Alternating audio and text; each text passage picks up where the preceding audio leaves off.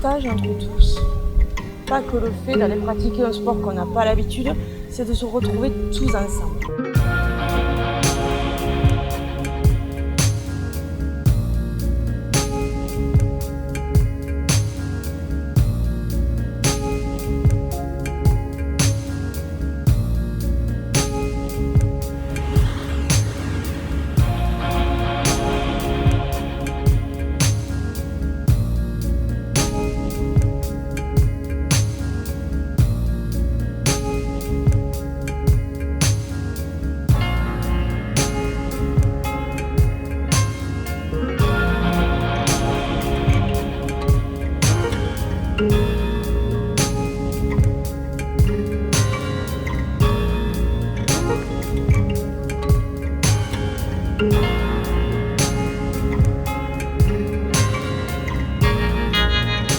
Je suis prothésiste dans la société Marcenac Ducrot qui est spécialisée dans l'appareillage sur Montpellier.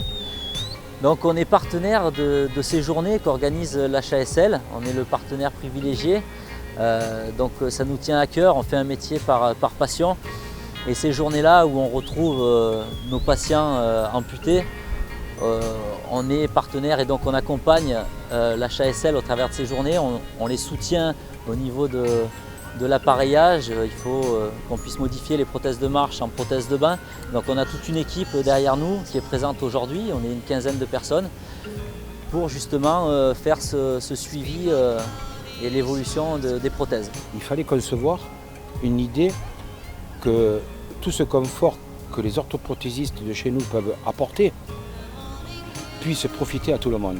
D'où l'idée de vraiment agrandir l'association HASL à un plus grand nombre. Alors cette idée d'organiser une journée de sauvetage aquatique pour les personnes amputées, elle m'est venue en fait de l'idée, enfin de l'envie plutôt de réunir, on va dire, deux passions. Donc ma passion pour le sauvetage sportif et ma passion qui est mon métier de prothésiste.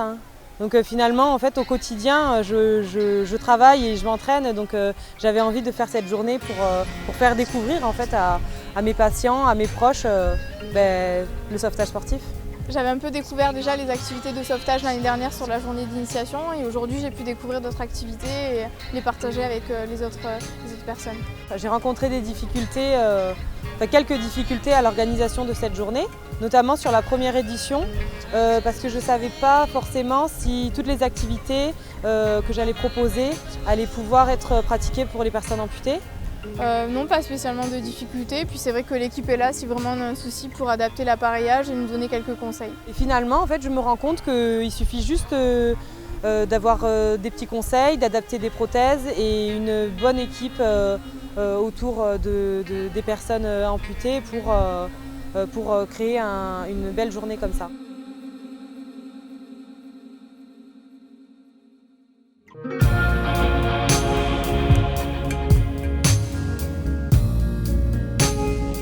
On a pu donner et insuffler une idée de ce don de soi aux autres.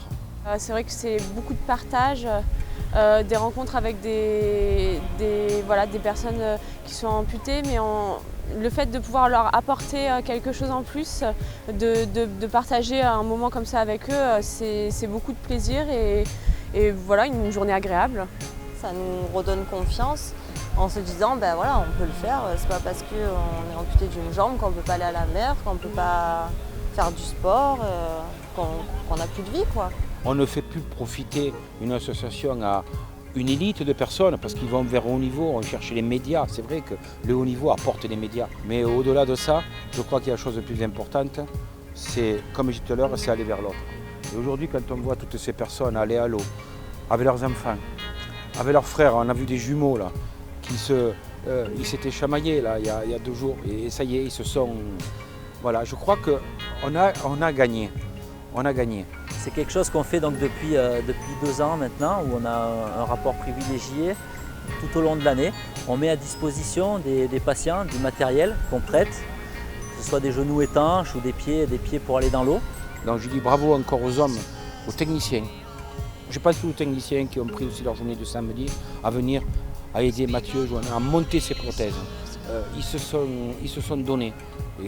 Et Et quand j'ai dit tout à l'heure, je vais conclure par ça, parce que donner sur soi-même et donner aux autres, là est vraiment une conclusion magnifique pour ces gens-là. Savoir donner, le don de soi, encore. Voilà.